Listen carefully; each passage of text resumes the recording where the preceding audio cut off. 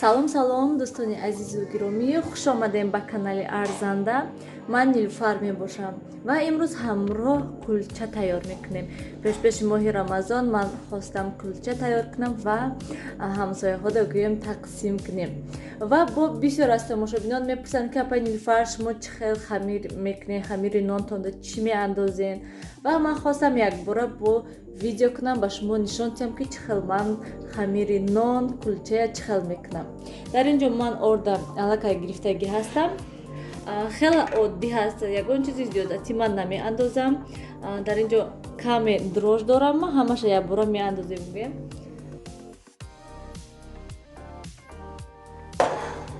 Ва боз намак меандозем.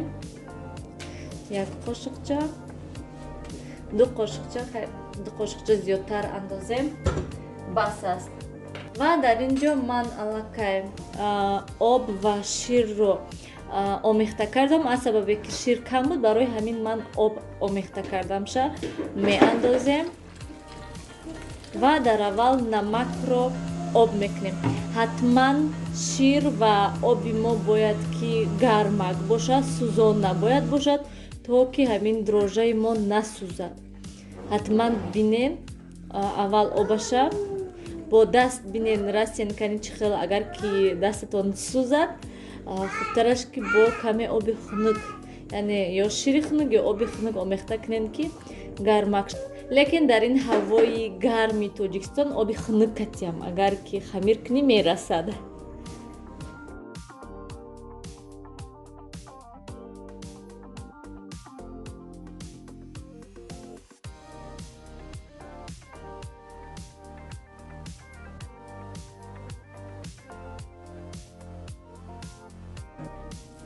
Ва боз дӯстони азиз, ман як пиёлаи дигар равғанро аллакай андохтам. Акнун хуб нағз ҳамаша омехта мекунем. Чӣ қадаре ки бисёр шумо хамира омехта кунед, яъне мушт кунед, ҳамин қадар кулчаҳои шумо, нони шумо, мазволаи шумо беҳад хуб мешад, беҳад хушрӯ мешад. Барои ҳамин бисёртар мушт мекунем. Дӯстони азиз, хамири мо бояд анамихел шавад. Чӣ хеле ки мебинед дигар даста умуман намечаспад, беҳад хушрӯ мешад, як хел мешад ҳамаш. Анамихел нағз хушрӯ мепечонем хамирро гӯем ва мемонем ки то ки дам гирад пурра. Анамихел хамири мо тайёр шуд. Хамирро на он қадар сахт ва сусти бад накунем. Вақте ки хамир мерасад бо хела худаш мулоим мешад. Баъд вақте ки аз ҳад хамир мулоим бошад, агар душвор мешад зувола гириш. Ҳанамихел акнун хамирро мемонем ки 2-3 соат дам хуб нағз хамири мо расад.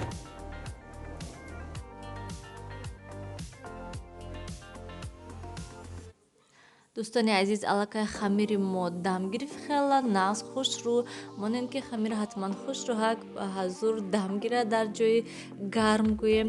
Агар ки хамири шумо хушрӯ расидагӣ набошад ё ки хунук раст шуда бошад, мегӯям, яъне дар ҷои хунук истода бошад ту расида бошад, агар дар он вақт нонои шумо низ вай мешанд, гул мезананд гӯем.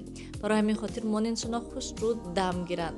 Вақте ки расид, анамихел зуволачаҳои майдача гирифтам ва боз бисёриҳо мепурсанд ки чӣ хел гул мемонен. Рости гап, ман низ якум бори хел гул мемонам, иқа опити калон надорам гӯем.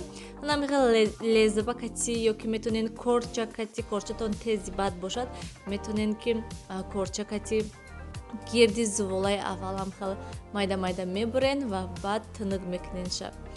Ҳатман мухпар мезанем ва бо каме ман мобайнаша шикоф мекунам ки то ки аз ҳадди бад дам накунанд кулчаҳо. Ҳанамихел дӯстони азиз.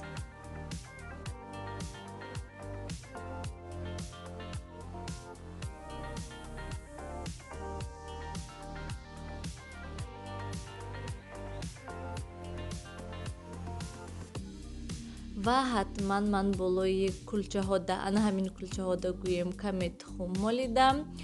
Рости гап, ман ҳама вақт болои нонода ё ки кулчаҳода тухм намемолам, танҳо ҳозир тухм буд. Баъд гуфтам ки хай خون مولم خوبتر است.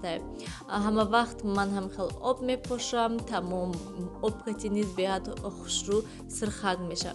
بالاشت کمی کنجوتی سفید میپوشم و بعد تفتان میمونیم که در مدتی 20-30 دقیقه کلچه های ما خوش رو سرخک شوند. بعد میگیریم شونه.